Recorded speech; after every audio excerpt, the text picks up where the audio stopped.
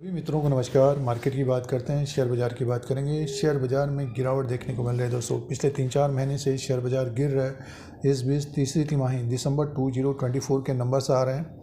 IRCTC के बारे में बात करेंगे। मित्रगण, सब्सक्राइबर दोस्त IRCTC के बारे में जानकारी चाह रहे थे, कैसे नतीजे रहे हैं, और कंपनी ने डिविडेंड का भी अनाउंसमेंट किया है। शेयर प्राइस की बात करते हैं तो 726 में है और पिछले एक साल का रिटर्न माइनस है 19% का। इसमें भी गिरावट रही है, 1138 से गिर कर 700 के आसपास आ गया है। तो IRCTC के बारे में डिस्कस करते हैं, चर्चा करते हैं आगे शेयर प्राइस कैसा रहेगा। इसके बिजनेस पॉइंट के अनुसार बात करेंगे आगे की, और शेयर प्राइस का जो ट्रेंड है उसके अनुसार बात करेंगे दोस्तों।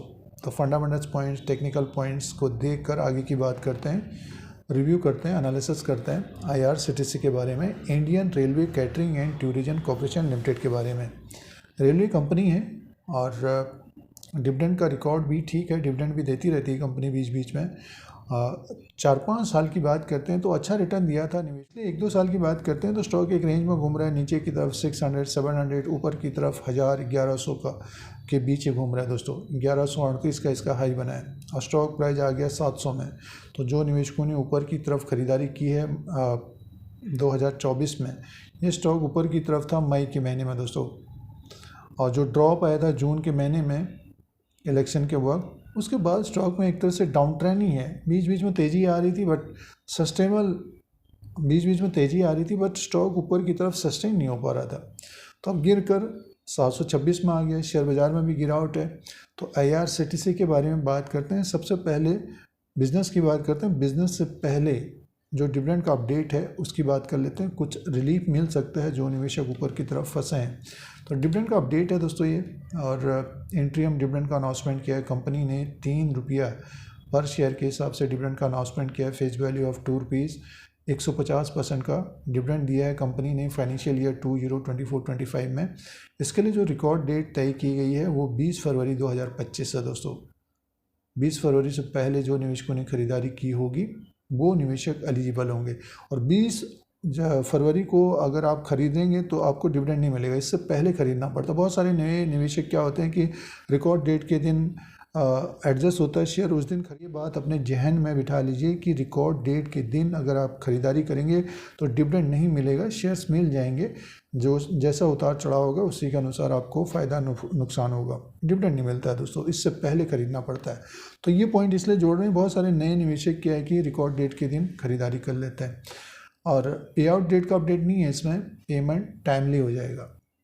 तो ये डिविडेंड का डिटेल है, थोड़ा बहुत रिलीफ मिलेगा। 3 रुपये का डिविडेंड दिया है कंपनी ने दिसंबर 2024 के नतीजों के साथ। अब नंबर्स की बात कर लेते हैं, कंपनी का जो परफॉर्मेंस रहा है उसके अनुसार बात करते हैं। देखिए ये नंबर्स हैं IRCTC के, और करोड्स में काउंट करेंगे।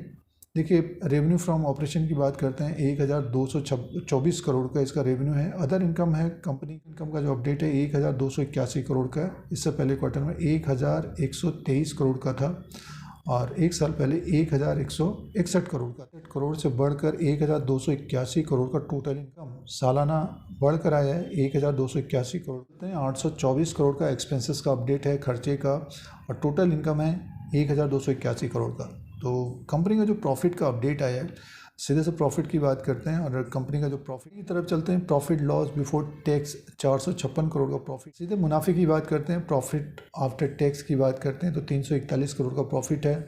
307 करोड़ का प्रॉफिट इससे पहले क्वार्टर में था। 299 करोड़ का प्रॉफिट साल भर पहले था। तो मुनाफा तो बढ़कर आया अब की बार, और इसका जो अर्निंग पर शेयर है 4.27 का है, 3.85 का इससे पहले क्वार्टर में था, और साल भर पहले 3.75 का था। तो थोड़ी बहुत ग्रोथ रही है IRCTC में।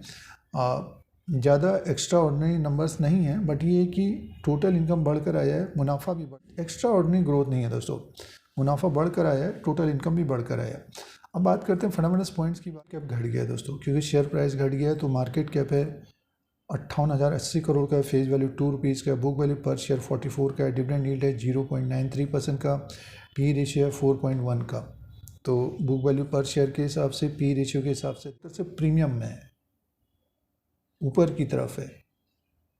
और जैसे कि हम लोगों ने बिज़नेस देखा तो ज़्यादा ग्रोथ देखने को नहीं मिल रही है, इसीलिए शेयर भी देखिए 300-400 पॉइंट के बीच घूम। बाजार में तेज़ी होती है तो IRCTC का स्टॉक ऊपर की तरफ रहता है, गिरावट हो रही है तो अब 600-700 के आसपास आगे एक रेंज में ही घूम रहा है। पिछले 1-2 साल से तो मैं यही में ही घूम रहा है और ग्रोथ भी कम ही बढ़ रही है इसमें, मीन्स रेवेन्यू जो बिज़नेस है बढ़ रहा है, आप तेज़ी से नहीं बढ़ रहा है दोस्तों।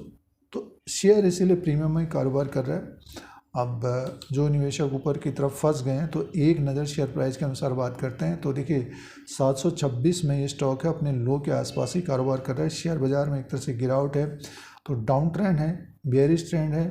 फर्स्ट हाफ में मई तक इसमें तेज़ी बनी थी, बुलिश ट्रेंड बना हुआ था।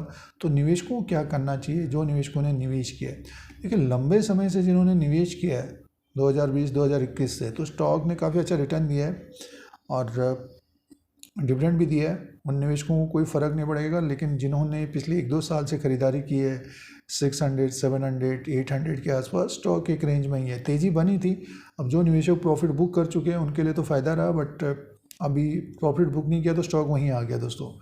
अब क्या करें, होल्ड करना चाहिए और क्या कर सकते हैं, क्योंकि अगर आप लॉस बियर करेंगे, शेयर बाज़ार में तेज़ी बनेगी तो स्टॉक ऊपर की तरफ होगा तो आपको फिर दुख लगेगा कि हमने बेच दिया नीचे के लेवल पे, लोअर लेवल पे।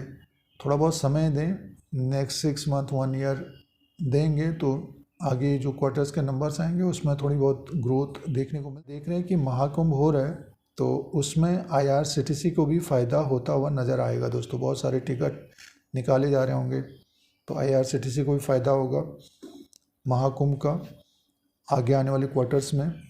तो होल्ड करें और शेयर बाज़ार पलटेगा तो IRCTC का भी स्टॉक ऊपर की तरफ जाता हुआ दिखाई दे सकता है। टेक्निकली बात करते हैं तो बेयरिश ट्रेंड है, बढ़ने में समय लगेगा दोस्तों। शेयर बाज़ार में टर्नआउट आता है और शेयर बाज़ार पलटेगा तब इसमें तेज़ी देखने को मिलेगी। ऊपर की तरफ का जो रेजिस्टेंस होगा 781 का होगा, जब ये 781 800 के ऊपर क्लोज होगा तब ये स्टॉक फिर 1000 की तरफ जाता हुआ दिखाई दे सकता है। और रेलवे कंपनियों के लिए जो न्यूज़ आती है तब इसमें फिर थोड़ी बहुत तेज़ी देखने को मिलेगी, नहीं तो एक रेंज में ही घूमता हुआ नजर के हिसाब से, बिजनेस के हिसाब से प्रीमियम में स्टॉक है दोस्तों। खरीदने से पहले IRCTC के बारे में जानकारी लें, इसके बिजनेस के ऊपर जानकारी लें, शेयर प्राइस का जो ट्रेंड रहा है उसके बारे में जानकारी लें, तभी निवेश करें दोस्तों। इसी का लेटेस्ट अपडेट है। इस तरह के अपडेट के लिए Dheeraj Singh stocks bull beer को सब्सक्राइब करें, लाइक करें, शेयर करें। यूट्यूब पर देख रहे हैं।